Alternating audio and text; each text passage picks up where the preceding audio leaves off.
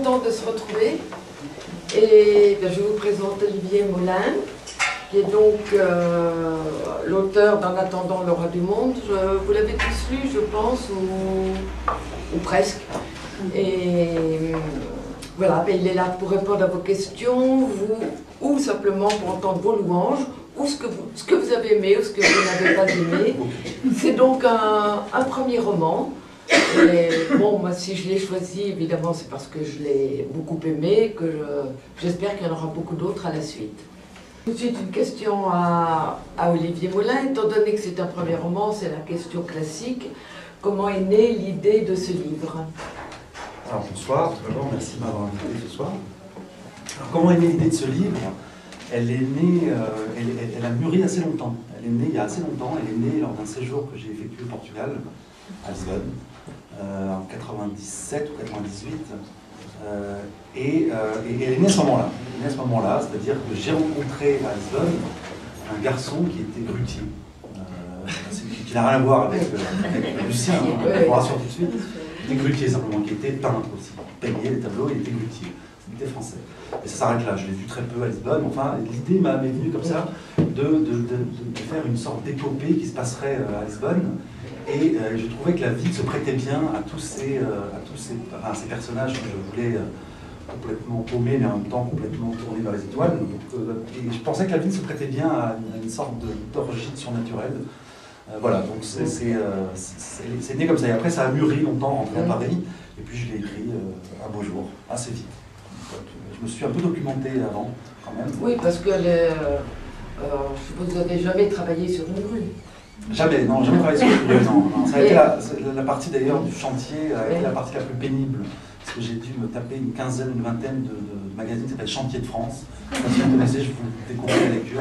C'est un magazine spécialisé dans les chantiers. Voilà. Et alors je me suis dit, non, je ne connaissais rien évidemment aux grues ou à tous les engins qui sont sur un chantier. Oui, parce que c'est drôlement bien documenté.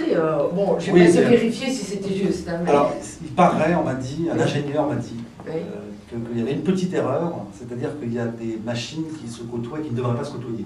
Parce que les chantiers obéissent à certaines phases, et lorsqu'on a des engins, des pelleteuses, c'est qu'on fait les grosses œuvres, et quand on a une grue, c'est qu'on peu importe, c'est un concentré de chantier. Oui, je me suis documenté, mais parce que je voulais que les scènes soient réalistes. Oui, mais c'est bien. Et bon, alors vous avez déjà répondu à une des questions, j'avais dit pourquoi avoir choisi Lisbonne, donc c'est à Lisbonne même que vous avez eu l'idée. Alors oui, dis un mot de Lisbonne, parce que c'est un livre qui se passe à Lisbonne, qui se passe au Portugal, mais même si ça ne raconte pas, on parle pas du tout l'histoire du Portugal ou Lisbonne, quoique on en parle un peu dans la tournée, mais c'est plus le choix de Lisbonne, hormis un choix circonstanciel, qui a fait que j'ai vécu un peu, et par conséquent, lorsqu'on connaît une ville, c'est toujours plus simple de la représenter et de faire évoluer des personnages à l'intérieur de cette ville.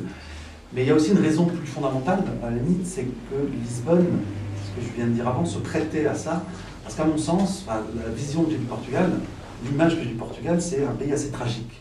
C'est-à-dire un pays qui a connu la gloire, qui a été un empire maritime absolument fantastique, et qui, à un moment donné, est devenu le petit Portugal d'aujourd'hui.